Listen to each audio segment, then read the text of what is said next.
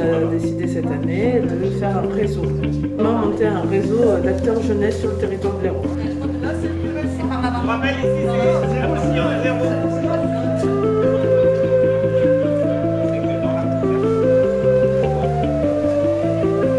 Là, on va vous présenter c'est quoi le réseau AJT, la formation, qui on est.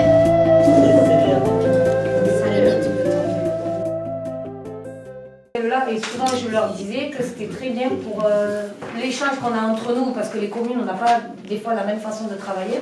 Et ce qui est vachement bien, c'est qu'on apprend encore des autres choses ou des réglementations qu'on ne sait pas. On est sur la construction d'un réseau. Donc, non, mais il y a une évolution. Ouais. Et l'évolution, elle vient des retours des stagiaires, de ce que vous avez, tout ce qui a été vu. C'est bien tout au long de l'année que ce speedboat va se construire. D'ailleurs, il fera partie de notre valise. Et à chaque fois qu'on se reverra, on ressortira avec vos post-it et on va voir comment il va évoluer au fur et à mesure. On n'a pas en fait la solution. On ne sait pas non plus où est le cap. D'accord? C'est ensemble qu'on va le poser.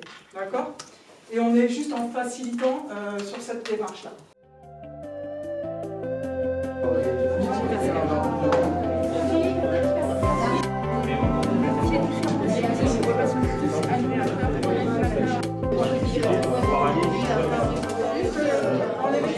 On a dit qu'on était des animateurs, des directeurs et des formateurs.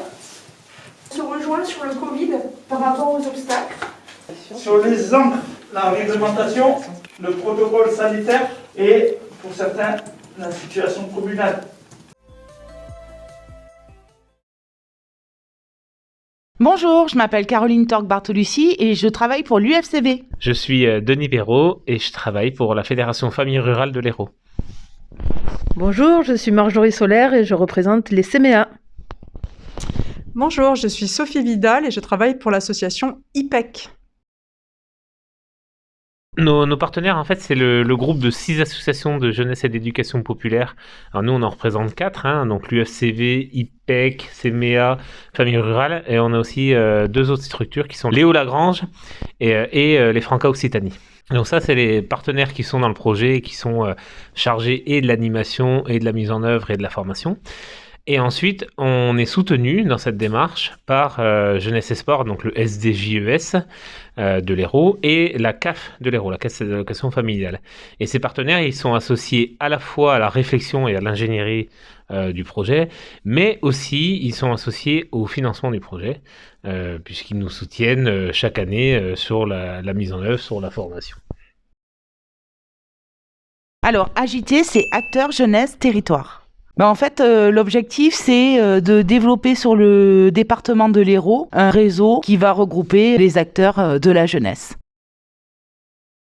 Ça a aussi un aspect un peu innovant parce que c'est pas une formation descendante. On n'a pas pour vocation de rassembler les acteurs de l'animation et de fournir de l'info, de la connaissance et du savoir. Bien au contraire, on est plutôt là pour accompagner un réseau qui est en train de se constituer, donc les AJT, et c'est eux qui sont acteurs, c'est eux qui vont trouver les freins de leur propre projet, c'est eux aussi qui vont exprimer leur propre motivation, qui vont proposer des solutions pour lever les points freinants, les points bloquants. Et nous, on est là pour faciliter ce réseau, cette animation, cette mise en relation. Les gens viennent et ne viennent pas. Laisser la possibilité aux gens de s'investir à leur hauteur. C'est-à-dire que là, aujourd'hui, on construit les choses ensemble. L'idée, c'est de les terminer ensemble et de s'engager sur le long terme. Mais si un jour, c'est pas possible, c'est pas possible. Et de l'accepter. Comment on permet aux gens de manquer une journée et de revenir sans que ça pose problème au réseau.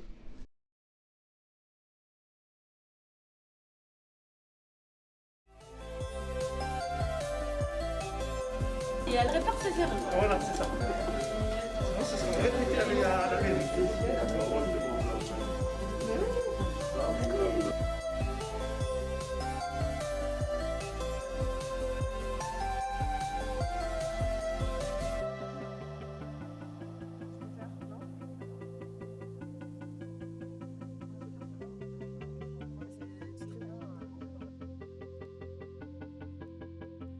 Donc, cet exercice que vous avez fait d'une manière très experte dans votre propre milieu professionnel que vous maîtrisez bien, là maintenant, il faut essayer de regarder au service du réseau, mais au-delà de votre activité.